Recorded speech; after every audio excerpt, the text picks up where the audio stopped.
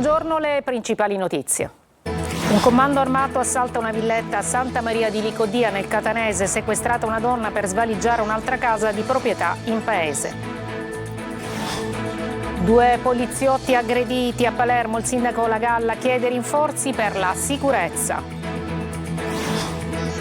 Svolta nell'omicidio dell'80enne trovato a Milazzo dentro 2 sacchi di plastica, fermato un vicino di casa. Dopo aver conquistato tante bandiere blu, Messina lavora per rendere le sue spiagge sempre più sicure e attrattive. A Palermo si attende il festino di Santa Rosalia, oggi il lungo carro, i fuochi d'artificio, tema conduttore la luce, porta di bellezza e speranza. Calcio, iniziato il ritiro del Palermo in Valle d'Aosta, al momento l'unico volto nuovo è Tommaso Augello, ma in arrivo ci sono altri rinforzi. Catania, oggi il gruppo di Toscano al lavoro a Norcia per la preparazione precampionato, ufficiale l'ingaggio di Casasola in Umbria, anche i neoacquisti Rolfin e Pieraccini.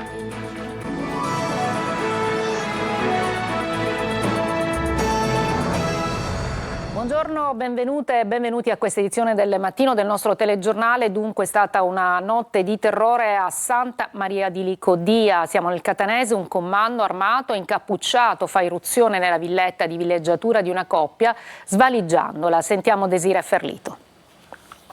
Sono entrati in 5, armati e incappucciati, in una villetta a Santa Maria di Licodia, seminando terrore all'interno della casa di villeggiatura abitata da 2 coniugi, lui 50 anni, lei 45. I malviventi, una volta entrati nell'abitazione, avrebbero messo fuori servizio il sistema di videosorveglianza e distrutto i telefoni cellulari della coppia per impedire richieste d'aiuto immediate, ma non si sarebbero fermati qui. Secondo quanto ricostruito dai carabinieri della compagnia di Paternò, una parte del comando, dopo aver svaligiato la casa di villeggiature in cui si trovavano i coniugi, avrebbe sequestrato la donna, costringendola ad accompagnarli presso l'abitazione di residenza della coppia in città, con l'obiettivo di svaligiare anche quella. Una volta giunti sul posto, i rapinatori avrebbero svuotato la cassaforte e portato via altri beni preziosi. Nel frattempo, uno dei rapinatori è rimasto nella villetta per sorvegliare il compagno della vittima, che sarebbe stato aggredito fisicamente durante l'irruzione. A lanciare l'allarme sono stati proprio i 2 coniugi, una volta che i malviventi si sono dati alla fuga. Sul posto sono intervenuti i carabinieri della compagnia di Paternò, che hanno avviato le indagini per risalire all'identità dei componenti del comando. Utili agli investigatori potrebbero rilevarsi i sistemi di videosorveglianza privati presenti nella zona. A Palermo sarà convocato solo dopo il festino di Santa Rosalia il Comitato per l'Ordine e la Sicurezza Pubblica, chiesta al prefetto dal sindaco La Galla per affrontare l'escalation di violenza in città. E intanto non si fermano gli episodi preoccupanti. Manlio Viola. Si terrà a metà della prossima settimana, dopo la fine delle celebrazioni per il 401esimo festino di Santa Rosalia, che vive il clou fra lunedì e martedì, il Comitato per l'Ordine e la Sicurezza Pubblica, chiesto dal sindaco Roberto La Galla al prefetto di Palermo per affrontare il tema della sicurezza in città. La richiesta è nella parte finale di una lettera accorata del primo cittadino al rappresentante del governo, nella quale La Galla si rivolge proprio al governo nazionale per il tramite del prefetto Massimo Mariani. Il sindaco sollecita, per una volta in più, scrive testualmente nella sua missiva, l'interessamento del governo nazionale attraverso l'invio di maggiori forze appositamente destinate al controllo del territorio, tanto nel centro storico quanto nei quartieri più periferici. La Galla si arrende dunque alla constatazione che la situazione in città è fuori controllo e non c'è alternativa ad una fase maggiormente repressiva. Il Comitato per l'Ordine e la Sicurezza Pubblica, allargato alle categorie produttive, dunque si terrà, ma soltanto dopo il 16 di luglio. Il prefetto Mariani pensa a una convocazione fra giovedì e venerdì della prossima settimana. Ma nel frattempo continua la violenza in città, oltre le aggressioni e le rapine ai turisti ormai all'ordine del giorno e la tentata violenza sessuale ai danni di una ragazza svizzera che si è dovuta rifugiare in un chiosco. Ieri a finire in ospedale sono stati 2 poliziotti scontratisi in motocicletta con 2 ladri in fuga. Dopo aver fermato i 2, però, i poliziotti venivano accerchiati da decine di abitanti della zona della Vucceria. L'intervento massiccio delle forze dell'ordine serviva a riportare la calma e completare l'arresto. E svolta nell'omicidio di Salvatore Italiano, l'84enne ucciso a colpi di pistola a Milazzo nel Messinese, nascosto dentro 2 sacchi di plastica, fermato un vicino di casa. Tonino De Mano. Indagini ad una svolta sulla morte di Salvatore Italiano, 84 anni, assassinato a colpi di pistola e trovato cadavere all'interno di 2 sacchi di plastica neri, non distante la spiaggia di Ponente a Milazzo. Un uomo vicino di casa della vittima è stato fermato dopo un lungo interrogatorio al commissariato di Pace del Mela. È fortemente sospettato di aver ucciso Italiano, con cui aveva litigato diverse volte. A fornire un contributo alle indagini sarebbero state le immagini registrate dalle telecamere della zona, nella fattispecie un filmato estrapolato da una villetta di via Capuana. Dall'autopsia effettuata al Policlinico di Messina è emerso che Italiano è stato ucciso con 3 colpi di pistola, 2 lo hanno raggiunto alla testa ed 1 alla spalla. Probabilmente l'assassino lo ha prima colpito alle spalle per poi finirlo sparando 2 volte alla testa da distanza ravvicinata, e trova riscontro l'ipotesi investigativa secondo cui l'omicidio sarebbe legato a questioni personali. Italiano infatti era incensurato e non aveva mai avuto problemi con la giustizia. Ultimamente gestiva una cantina per la vendita del vino. La costa messinese vanta tante bandiere blu e le spiagge si attrezzano. Francesco Triolo. Ombrelloni, pattini e torrette in pieno stile Baywatch. Le spiagge blu di Messina si attrezzano con tutto il necessario per diventare un punto di riferimento per i bagnanti. 12 postazioni attive da una settimana con 48 bagnini selezionati ed assunti sino al 31 agosto dalla Messina Social City, che avranno il compito di vigilare su cosa accade dentro e fuori dal mare, da nord a sud da Torrefara a Santa Margherita. Un progetto sul quale il comune lavora da tempo e che prosegue con l'obiettivo di ampliare i chilometri di bandiera blu nella prossima stagione estiva. Ogni torretta è dotato di tutto l'occorrente previsto, sono state installate anche le passerelle per garantire un accesso più agevole alla spiaggia, sono state inoltre installate 2 zone d'ombra a Capo Peloro e Santa Margherita, dotate di una serie di accessori come per esempio panchine inclusive o un fasciatoio, oltre a docce accessibili alle persone con disabilità.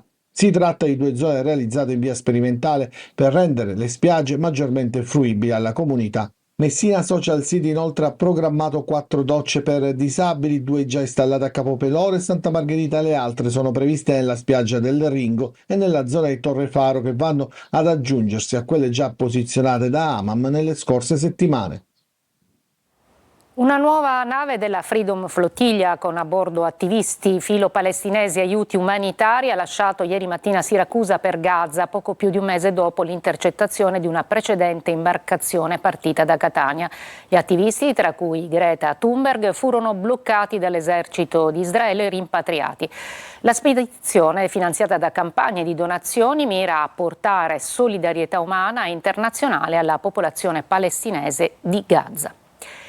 E veniamo alla grande attesa a Palermo per il festino di Santa Rosalia. Il clou oggi con la sfilata del carro e poi i consueti giochi d'artificio. Sentiamo.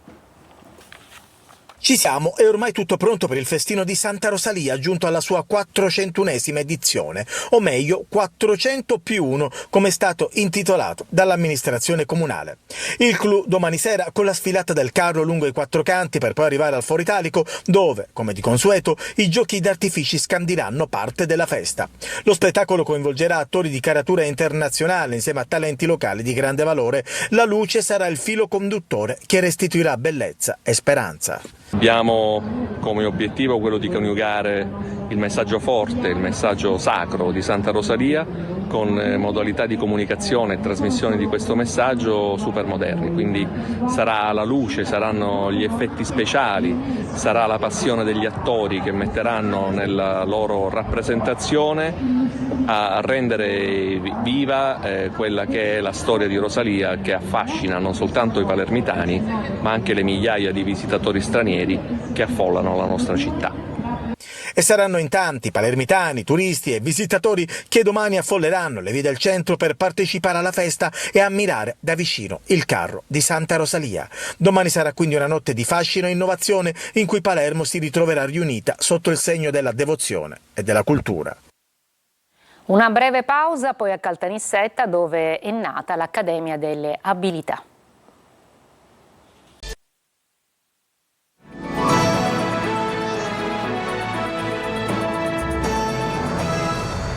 A Caltanissetta è nata l'Accademia delle Abilità. Dalla ristorazione solidale all'agricoltura, i ragazzi con disabilità possono trovare il loro spazio nel mondo del lavoro svolgendo le attività rispondenti ai loro desideri. Orazio Longo.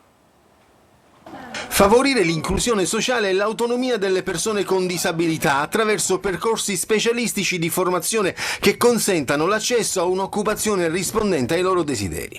Inaugurata a Caltanissetta l'Accademia delle Abilità Skill Up, nata dalla collaborazione tra la cooperativa sociale Etnos e Saint-Gobain Italia, leader nella produzione di soluzioni per l'edilizia sostenibile. Due realtà del profit e del no profit in una logica di sviluppo del territorio e di valorizzazione delle capacità delle persone con disabilità. Non soltanto analisi dei bisogni, ma valutazione dei desideri, affinché ciascuno possa autodeterminarsi per riuscire a fare ciò che sa fare o che desidera fare. L'inclusione anche attraverso lo svolgimento di attività agricole, zootecniche, artigianali e di ristorazione solidale. La mototerapia poi consentirà ai ragazzi di affrontare le loro paure e di acquisire maggiore sicurezza. L'edificio che costruiremo non sarà solamente confortevole, sicuro, alla portata di tutti, ma anche a disposizione di una comunità con un valore sociale molto alto. Gli spettacoli, grande successo per Alessandra Amoroso a Taormina con il suo Summer Tour 25 in scaletta, i suoi successi di carriera, i brani dell'ultimo disco Io non sarei. Orazio Longo. Sembra strano che ho bisogno di te e di questa maledetta felicità.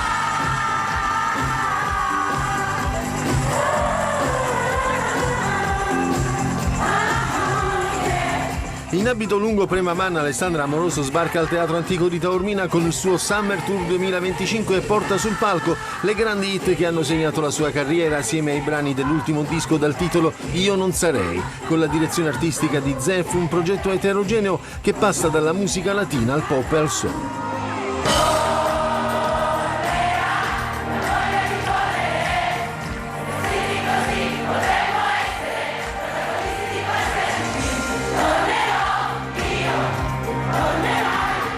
Bagno di folla, come si vede nelle immagini di Francesco Ceraldi, per lo spettacolo prodotto da Friends and Partners e organizzato da Punte a Capo. Tra le proposte della serata anche Fino a qui, la canzone con cui la Amoroso si è presentata per la prima volta a Sanremo.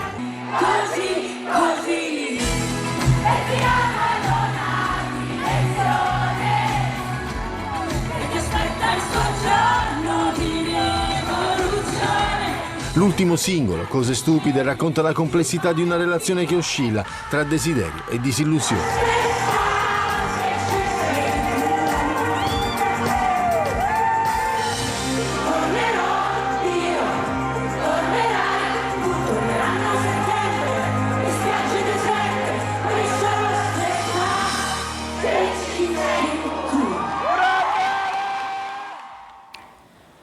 Una breve pausa e poi il calcio con il ritiro di Palermo e Catania.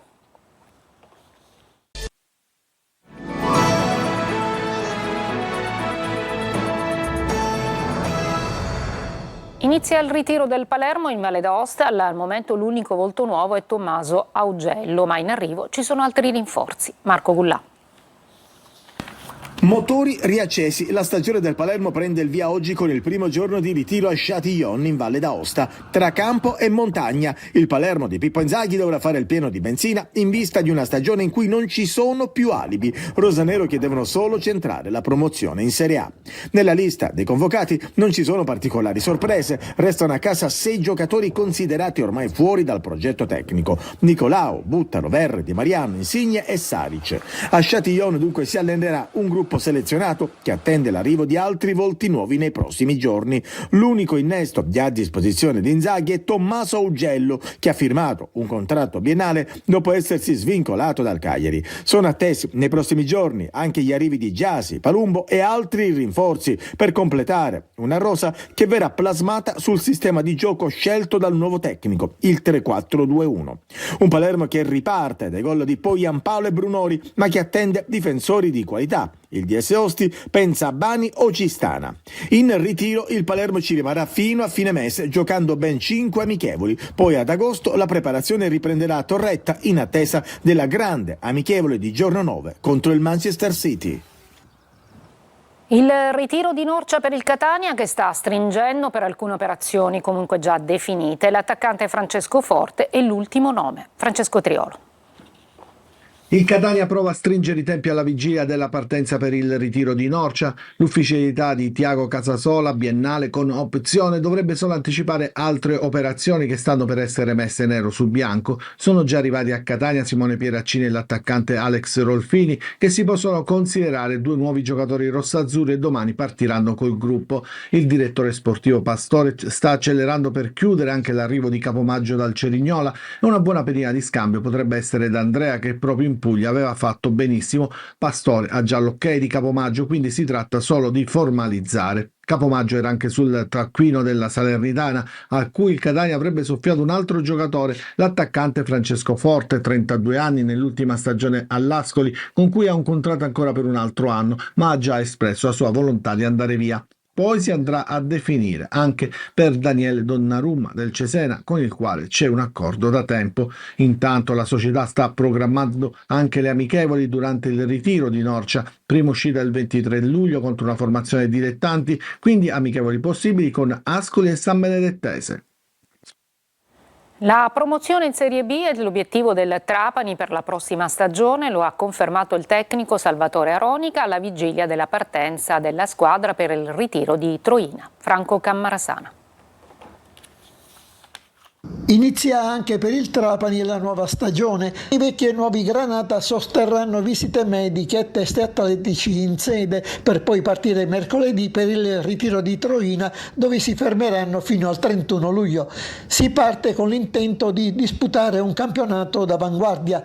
La promozione in Serie B, l'obiettivo principale, così come confermato dall'allenatore Totò Aronica all'inizio di un incontro che ha avuto con la stampa. Il mio bilancio è estremamente positivo perché siamo forse l'unica squadra che in questa prima sessione di mercato ha totalizzato 13 nuovi acquisti e quindi non è male, ecco, volti nuovi, gente di categoria, gente che comunque abbiamo scelto dettagliatamente insieme al direttore e al presidente, e quindi sono estremamente soddisfatto di quello che è stato fatto sinora. Bisognerà sfoltire la rosa e bisognerà valutare quelle che le occasioni vengono presentate appunto dal mercato stesso. Il tecnico Granata parte con una rosa già definita nelle sue componenti essenziali, con delle riconferme importanti e con 13 volti nuovi, in buona parte gente di grande personalità ed esperienza che dovrebbe garantire solidità alla squadra. Per completare la rosa mancano 3 elementi, uno per ruolo, che la società